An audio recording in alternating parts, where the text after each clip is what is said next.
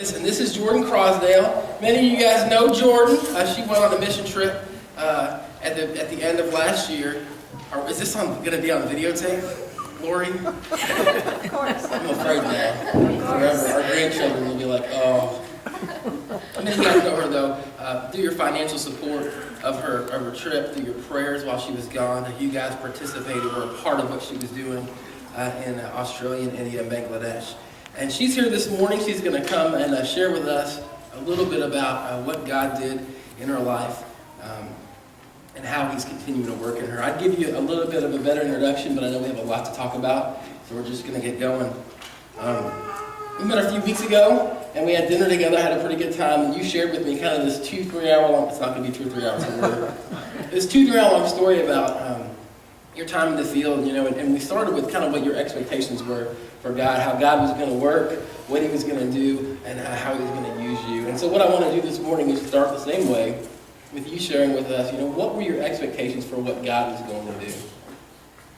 Well, probably my biggest expectation was I was hoping that I would grow closer to God, which is kind of a duh.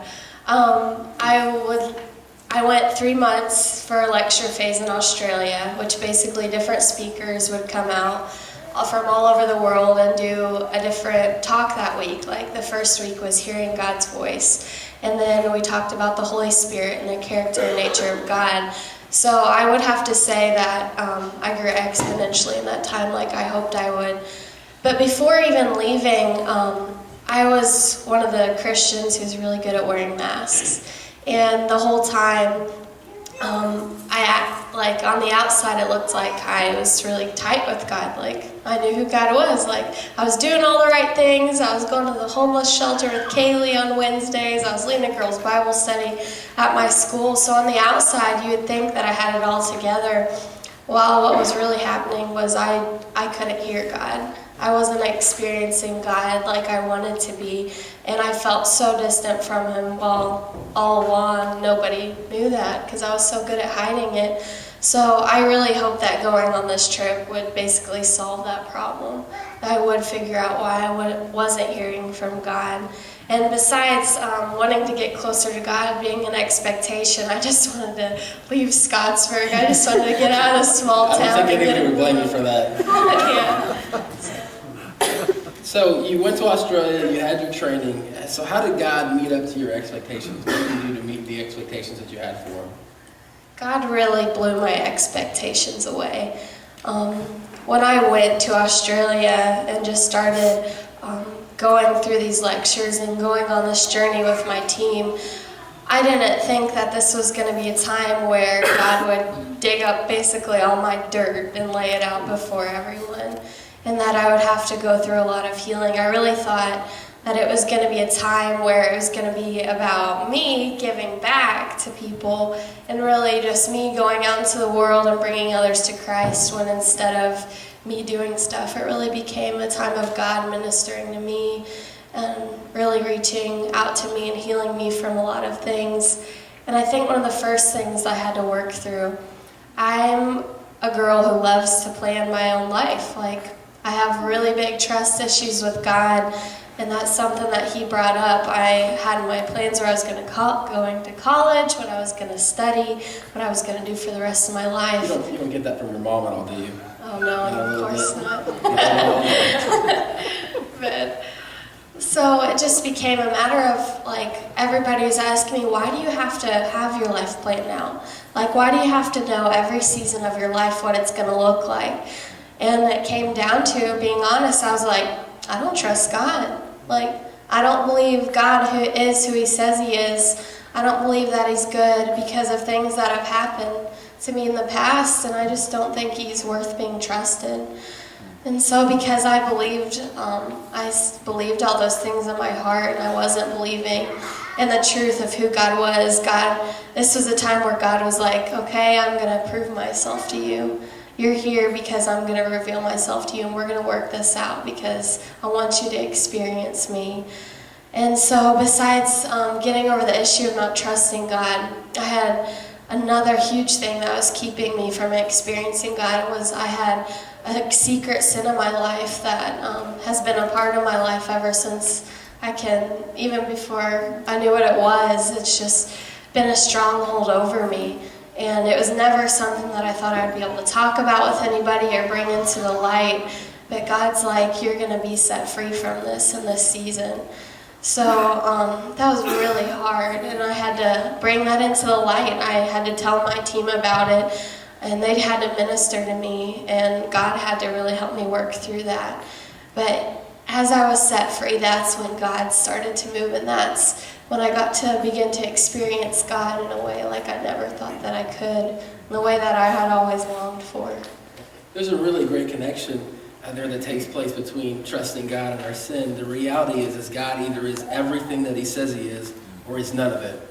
There's no 75-25 or 50-50 deal with God. God either is or he isn't. And the problem is until we come to that point, when we look at God and say, God, you are everything that you say you are, we are going to stay caught up in sin. Because if we can't trust God with everything, if God isn't everything that he says he is, then can he satisfy me? Can I trust him with my future? Is he really going to make life full? And so what we do, we've talked about this before, we take something that's a good thing, a created thing, and we elevate it to a God thing, and then it becomes sin. We let this thing that is in the created world fulfill us. We let this thing satisfy us. We let this thing fill the hole. Evan, I see you shaking your head over there, brother. You know what I'm talking about. We let that go on because we don't trust God. And when we finally see that, God, you are exactly who you say you are, and you're all of it, sin begins to go away. God begins to reach in and take that out, because I no longer have to trust in myself. I no longer have to trust in the sin like a safety blanket.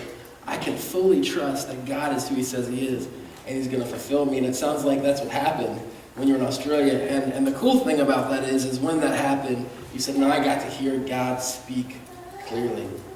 I got to experience him and hear his voice. So what did you hear him say?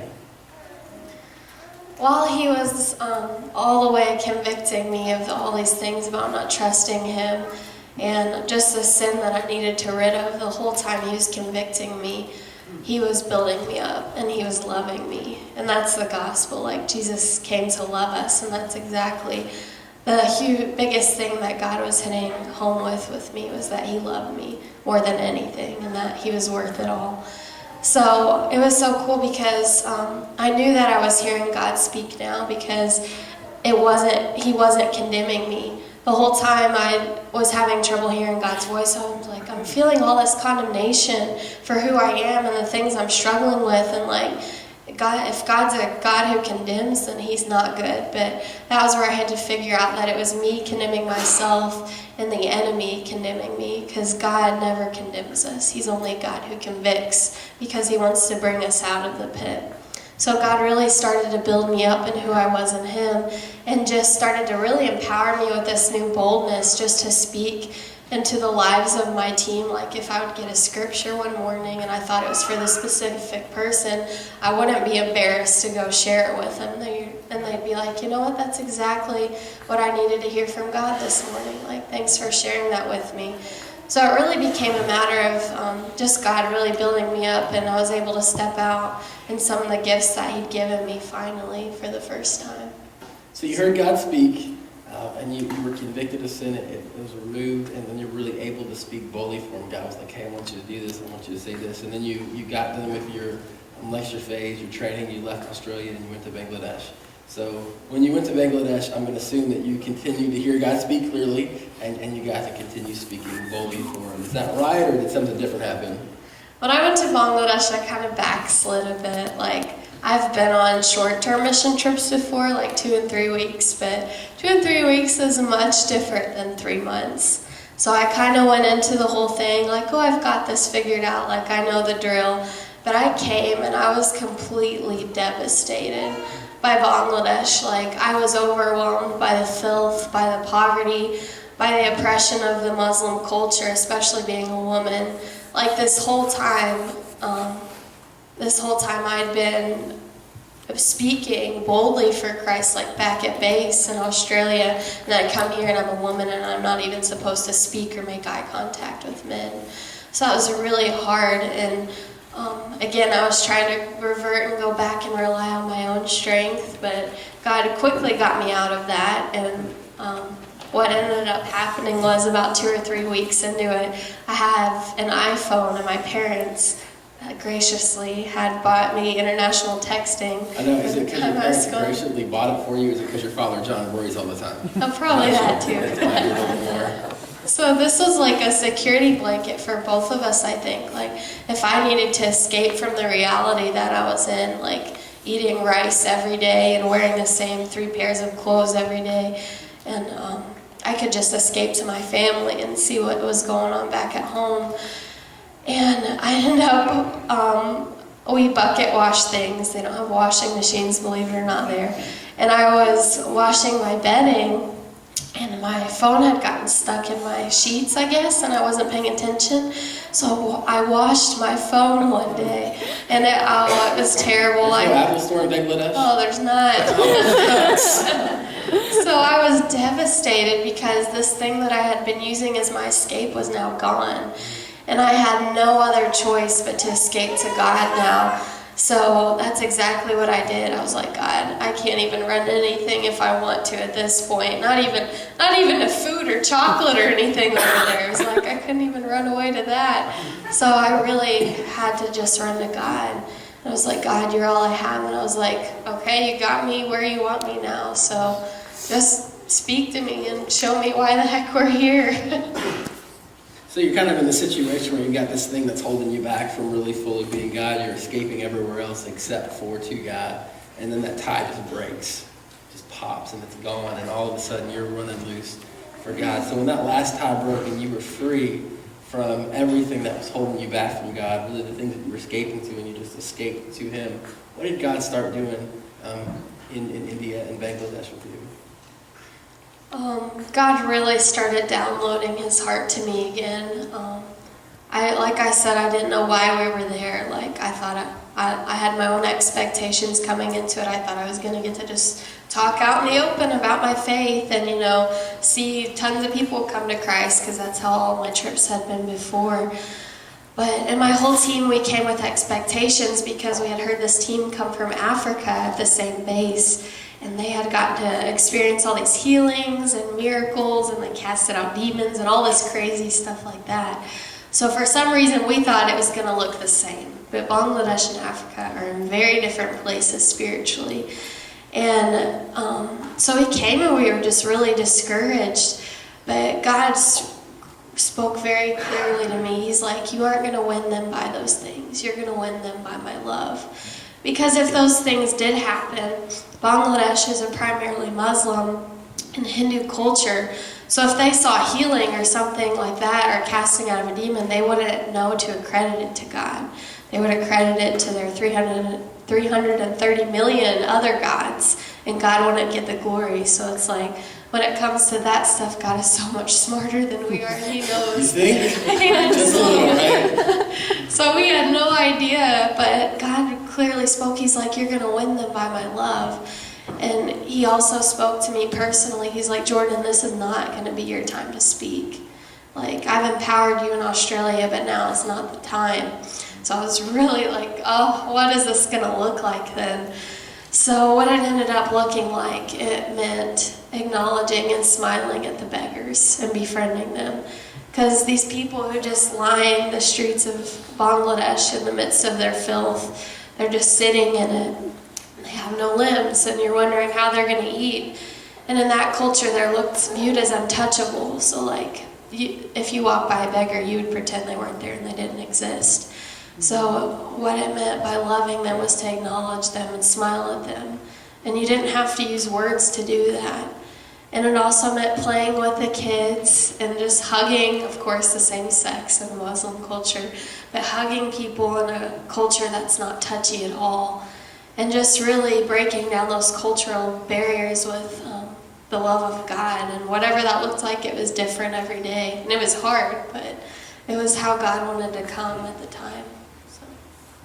When we talked, you said that God had used you, and the way that He used you was to love people radically with no words at all. And I think sometimes in the Christian church we miss out on that. We think we're supposed to tell people about Jesus, or there's all these things we're supposed to say, but sometimes it's the way we live, it's the way we love on people that makes the biggest difference in people's lives. And then when we love on them, then they're receptive to the truth. When we live out Christ to them, they're more receptive to hear about Christ in us. So you were in 3 months in Bangladesh and India, and then you return to Australia, which has got to be a little bit of culture shock. You go through filth and poverty to like kangaroos in the beach. I don't know if the kangaroos hang out on the beach, but that would be pretty cool. So your trip is drawn to a close. You're back in Australia. What were some of the thoughts that you had as you knew you were going to head back to the States in a few weeks? The biggest thing that I wondered just coming back and to see all the houses and beautiful neighborhoods and people walking their dogs, I was like, are people still broken here? Because you can't see it when you're just walking down the street like you can in Bangladesh. Like there's not crippled beggars everywhere and moms holding their babies and asking you for milk for them and stuff like that. Like in Australia and coming back home, I was like, are people still as broken, or are they still as in need of God as the people in Bangladesh were? And God was like, yeah, you just live in a culture where they're much better at hiding it than they are in Bangladesh, because we have so many things that we can hide behind. We have all our materials and all our resources and all our technology. We can escape to Facebook and to YouTube and anything we want in this culture, and they don't have the luxury of that over there. So God was like, people are just as broken here. They're just better at hiding it. You know, the other side of that is we're better at not looking. There's a couple people here that work as social workers. I work as a substance abuse counselor. We've got a couple people that work with families or they're in CPS situations. And it's amazing to me, kind of on my 8 to 3 job, when I go in there and I see broken people that are just completely distraught and destroyed. And then I go home to my house in a nice neighborhood where I'm relatively safe, and I've got my wife, we've got a pretty good relationship with my son who I love, and I've got my friends from church, I've got all the stuff. It's really easy for me to forget the 10 people that I've seen today that are really, really broken.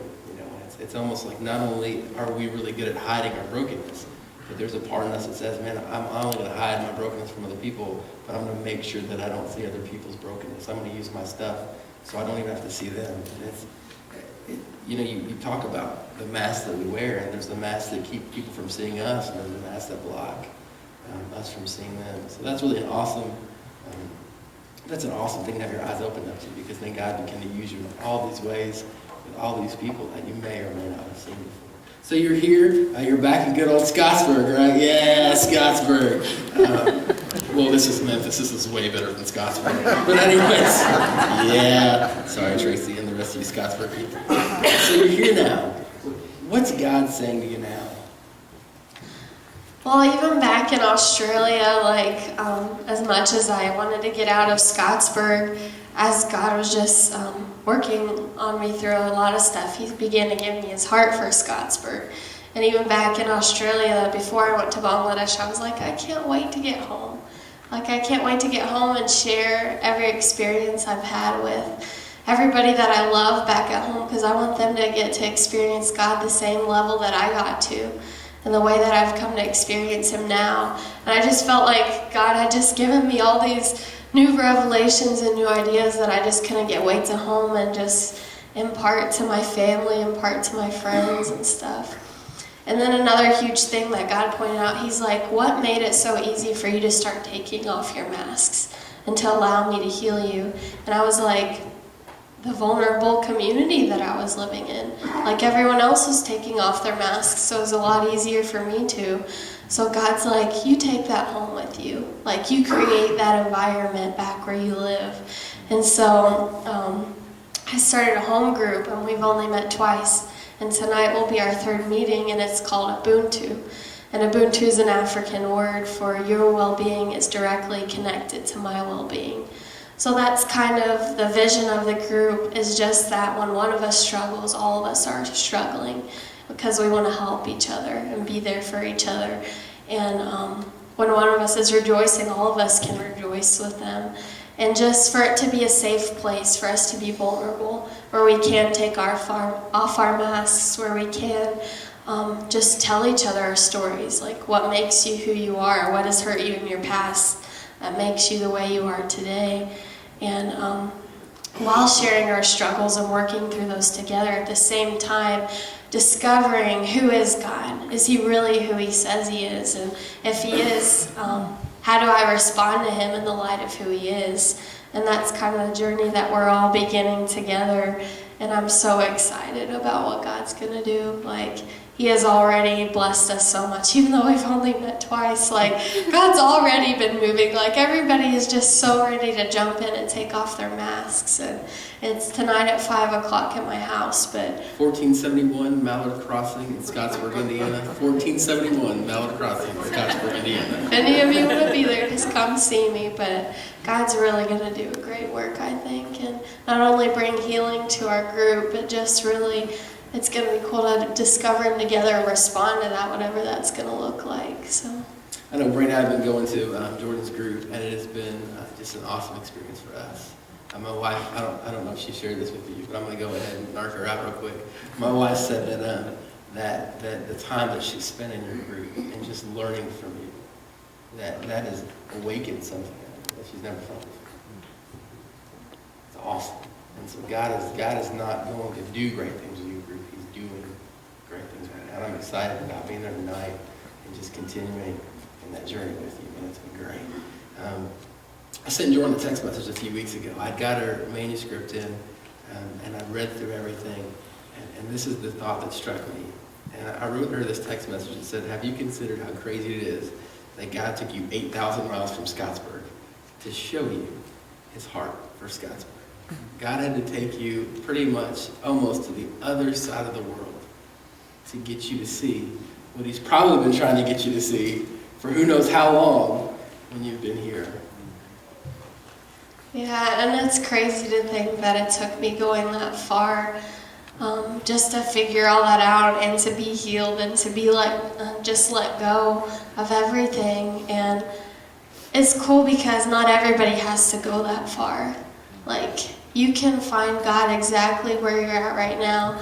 And I don't think there's ever a time where we arrive with God. Like, this is a journey that we're all on together forever. And it's just figuring out each day, waking up like, God, who are you? And if you are good and if you are everything you say you are, how am I to respond to you? And just when I figured that out in Australia, like, I was like, that's my purpose in life. That is all of our purposes in life, is to just go on this journey of discovering who God is.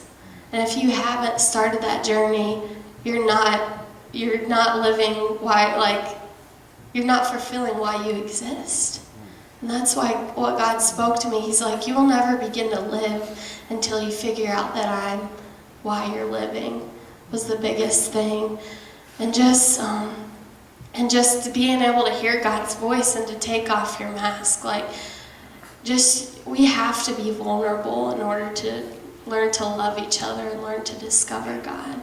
And he's worth it all. Like, it took me going that far to figure that out, that he's worth everything.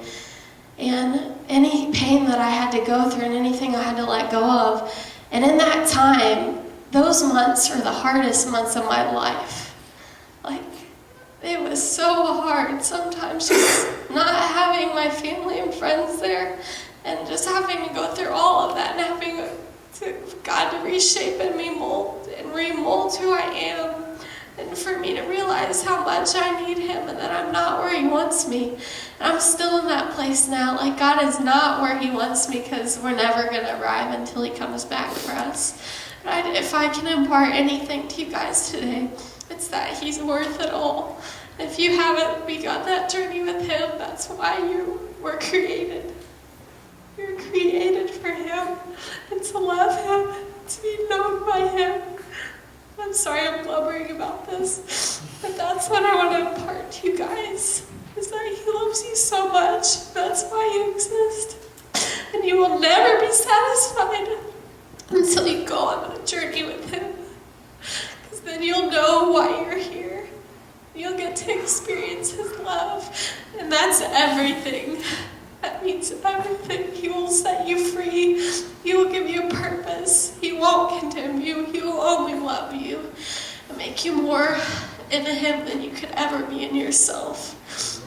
And that's just the journey that I've started with God. And He took me all the way to Bangladesh and Australia to get me going on this journey. But I don't want anybody to have to go that far to start it. Just start today, start now. Seek God, trust Him. He is who He says He is. And if you don't believe that, start to figure it out for yourselves.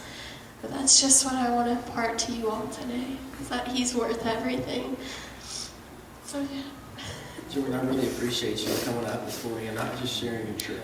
Well, this wasn't like a slideshow, hey, this is where I went, this is what I did, and yay, Jesus, it was great.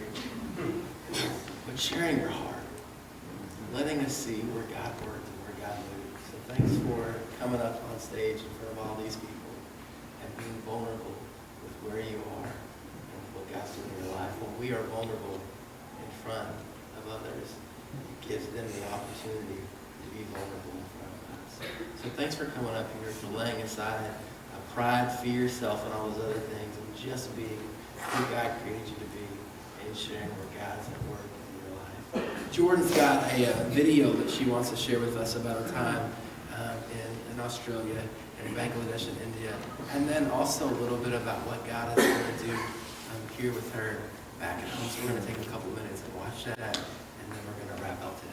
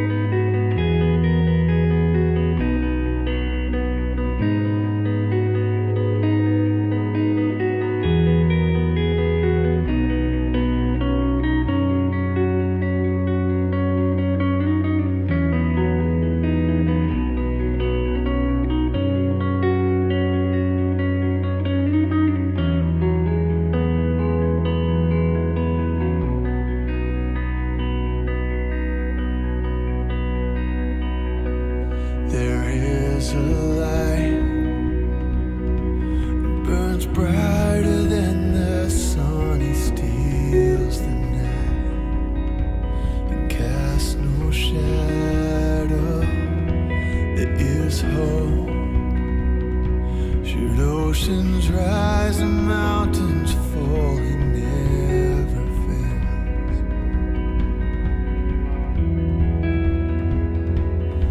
So take heart, let His love lead us through the night.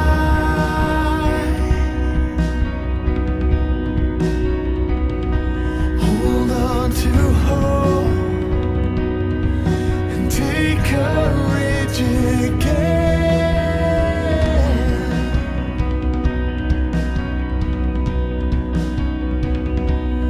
Death by love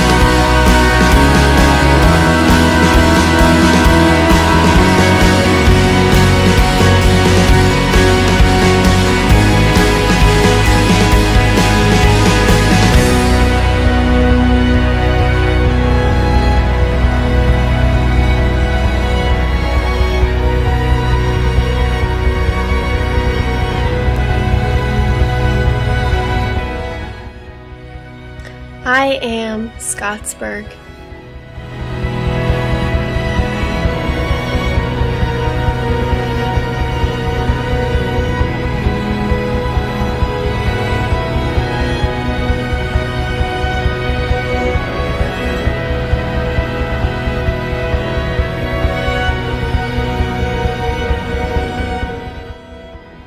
God has such a heart for this community, such a heart for these faces. He loves them, and because He loves them, I do too. You see, Bangladesh and Scottsburg aren't so different. We are all broken, and we are all in need of a Savior. When I left to go to Australia and then to Bangladesh, I thought God would use me to change the world. He didn't use me to change the world. He used the world to change me.